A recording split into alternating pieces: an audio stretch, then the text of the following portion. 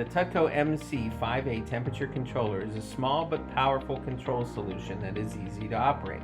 To begin, plug the MC-5AP 2-button programming fob into the RJ11 jack on the side of the controller. Once you energize the heater controller circuit, press down on both of the buttons on the programming fob at the same time. After a couple seconds, the controller's display will start to flash, indicating that you are in programming mode. For safety, power is removed from the heater while programming. Using the up and down arrows on the fob, set the desired set point temperature. Once completed, the fob can be removed to prevent any alteration of the set point temperature or to program any other MC-5A controllers. The MC-5A's multicolored LED display will indicate the operational state of the application. Green displays normal operation, while blue indicates the temperature is at least 5 degrees C below the set point, and red indicates the temperature is at least 5 degrees C above the set point.